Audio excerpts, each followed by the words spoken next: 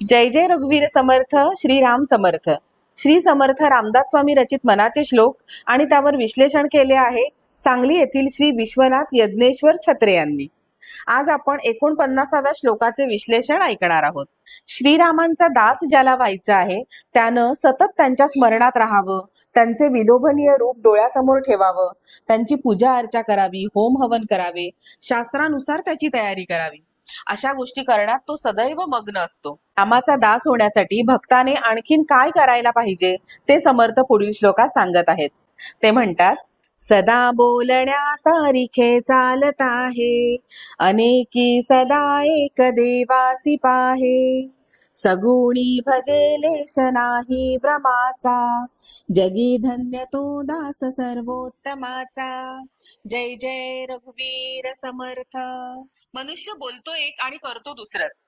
उदाहरणार्थ, दुसऱ्याला उपदेश करताना तो सांगत असतो की नेहमी खरे बोलावे आणि प्रत्यक्षात त्याचा स्वार्थ साधण्यासाठी बिनधास्त खोटे बोलताना आढळतो. त्याला कोणी विचारले की तू इतरांना खरे बोला असे सांगत असतोस आणि स्वतः मात्र खोटे बोलतोस, असं का? त्यावर तो म्हणतो, जिथं आपलं नुकसान होताना दिसत आहे तिथं खोटं बोलून सुटका करून घ्यावी लागते. याला व्यवहार असं म्हणतात. भलेही दुनिया अशा लोकांना व्यवहार चतुर म्हणत असेल, पण रामरायांना मात्र हे अजिबात आवडत नाही. त्यांनाच काय, कोणत्याही संतांना हे आवडत नाही. तुकोबांचा बोले तैसा चाले अभंग तर सुप्रसिद्ध आहे.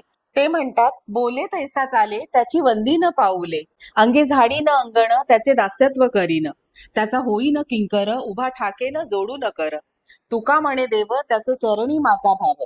तुकाराम महाराजांच्या मते बोले तैसा चाले असा वागणारा लाखो करोडो मध्ये एखादाच असतो. जो जसं बोलतो त्याप्रमाणे वागत असेल तर ते त्याचे दास्यत्व करायला तयार आहेत, कारण त्यांना तो देवा समान वाटतो.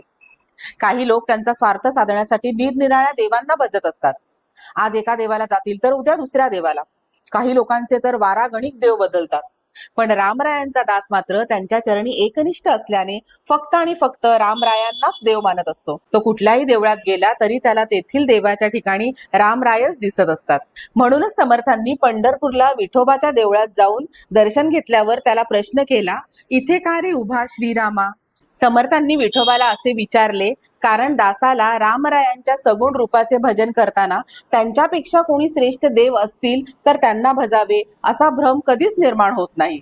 जो भक्त सदैव रामरायांच्या नामात तल्लीन असतो, जसे बोलतो तसे वागतो, त्यांच्याबद्दल एकनिष्ठा बाळगून मनात कोणत्याही शंकेला थारा न देता त्यांच्या सगुण रूपाची पूजा करतो, तो सर्वोत्तम असलेल्या श्रीरामांचा दास होऊन धन्य होतो.